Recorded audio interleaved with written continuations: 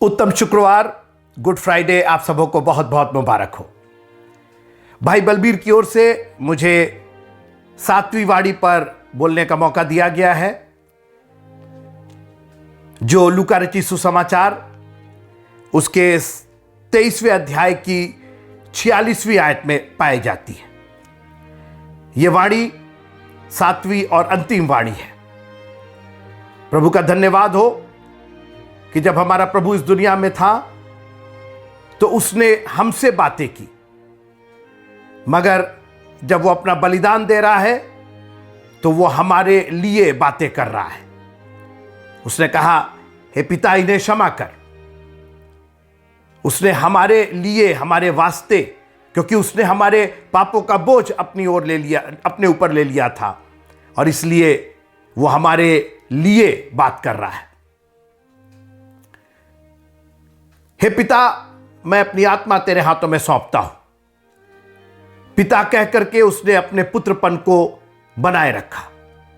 वो एक पुत्र होकर के आया था और वो पुत्र होकर के ही बलिदान देना चाहता था, क्योंकि परमेश्वर ने इस जगत से ऐसा प्रेम किया कि उसने अपना इकलौता पुत्र दे दिया। इसलिए यीशु मसीह को अपना पुत्रपन बनाए रखना था, क्योंकि बलिदान पुत्र का ही होना था। बाइबल में लिखा है कि संसार के किसी हाकिम ने उसे नहीं जाना, अगर जानते तो तेजोमय प्रभु को क्रूस पर नहीं चढ़ाते। वो वास्तव में तेजोमय प्रभु था, लेकिन उसने अपने आप को छिपा करके रखा, पर्दे में अर्थात शरीर में बनाए रखा, और इसीलिए क्रूस पर उसने जाते समय भी पिता कहा और अपने आखिरी वचन भी उसने पिता के साथ कहा, हे पिता, इन्हें क्षमा कर। पहली वाणी, हे पिता, इन्हें क्षमा कर, क्योंकि ये नहीं जानते। और अंतिम वचन, अंतिम वाणी, और यीशु ने बड़े शब्द से पुकार कर कहा, हे पिता, मैं अपनी आत्मा तेरे हाथों में सौंपता हूं। चूंकि यीशु मसीह की आत्मा पवित्र आत्मा थी, इसलिए वो और कहीं नहीं सौंपी जा सकती थी, वो सिर्फ पवित्र आत्मा को ही सौंपी जा सकती थी। परमेश्वर आत्मा है, परमेश्वर पवित्र आत्मा है। परमेश्वर कोई और आत्मा ग्रहण नहीं कर सकता, और इसीलिए आज मैं चुनौती देता हूं कि अपने में पवित्र आत्मा बनाए रखिए। बाइबल कहती है कि जिसमें उसका आत्मा नहीं, वो उसका जन नहीं। आप अपने आप को मसीही कहिए, क्रिश्चियन कहिए, ईसाई कहिए, जो कहना है कह लीजिए, आप उसके जन नहीं है जब तक आपके अंदर पवित्र आत्मा यानी उसकी आत्मा नहीं है। सवाल इस बात का है कि उसने अपनी आत्मा क्यों पिता के पास सौंपी। याद रखिएगा, मनुष्य का शरीर या व्यक्तित्व 3 चीज से बना है: शरीर, प्राण और आत्मा। शरीर, प्राण और आत्मा। यीशु मसीह अपना शरीर बलिदान करने आए थे, प्राण बलिदान करने आए थे, आत्मा बलिदान करने नहीं आए थे। और इसीलिए शरीर को उन्होंने दे दिया, अपने प्राण को दे दिया, मगर अपनी आत्मा जिसने उसे दिया था उसके पास वापस सौंप दिया।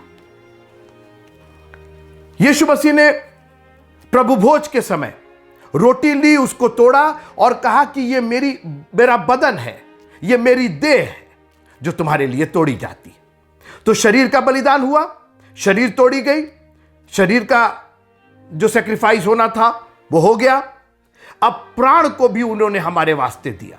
अब आप कहेंगे, प्राण को दिया, उन्होंने तो कटोरा लिया, बहुत अच्छी बात। उन्होंने कहा कि ये जो कटोरा है ये एक्चुअली मेरे नई वाचा का लहू है।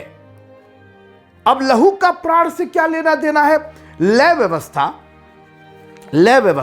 Leviticus, book of Leviticus chapter 17वां अध्याय और उसकी 11वीं आयत। मैं सिर्फ एक लाइन पढ़ना चाहता हूं। यीशु मसीह ने अपना शरीर दिया और अपना प्राण दिया, अपनी आत्मा पिता के पास सौंप दी। शरीर क्रूस पर टांगा गया। अब प्राण उन्होंने कैसे दिया? सुनिएगा, क्योंकि शरीर का प्राण लहू में रहता है। और मुझे बहुत कुछ कहने की जरूरत नहीं है, एक एक कतरा अपने लहू का उसने बहा दिया। जानते हैं वो लहू नहीं, उसका प्राण बह रहा था, क्योंकि शरीर का प्राण उसके लहू में रहता है। उसने अपने शरीर का बलिदान किया, लहू बहा के अपने प्राण का बलिदान किया। ये दो चीजें हमारे उद्धार के लिए काफी थी। और फिर जब उसके शरीर के बलिदान पर, प्राण के बलिदान पर आप विश्वास और यकीन कर लेते हैं, तो पवित्र आत्मा की सामर्थ आप में आती है और फिर वो आपको पिता के पास पहुंचाने में मदद करती है। प्रभु तेरा धन्यवाद हो कि आपने अपनी आत्मा सौंप दी और हमारे लिए अपने शरीर को और अपने प्राण को, क्योंकि लिखा है कि उसने चिल्ला करके बड़े ऊंचे शब्द से कहा, हे पिता मैं अपनी आत्मा तेरे हाथों में सौंपता हूं, और ये कहकर प्राण छोड़ दिए। सारा लहू बहा दिया, शरीर दे दिया, लहू दे दिया, यानी प्राण दे दिया, और कहा आत्मा जिसकी है उसको सौंप देता। अगर वो अपना शरीर और अपना प्राण भी पिता को सौंप देता तो हमारे और आपके लिए बलिदान कहां रहता। और ये वाणी इस बात को पूरी तरीके से प्रमाणित करती है कि यीशु मसीह हमारे लिए मारे गए, गाड़े गए और तीसरे दिन मुर्दों में से जी उठे। उन्होंने अपना सच्चा बलिदान दिया, अपने शरीर को, अपने प्राण को, अपने लहू को बहा करके हमारे लिए उद्धार का वो मार्ग खोला जो और कोई नहीं खोल सकता था। प्रभु आप सबको आज के इस आयोजन पर बहुत बहुत आशीष दे। जय मसीह की।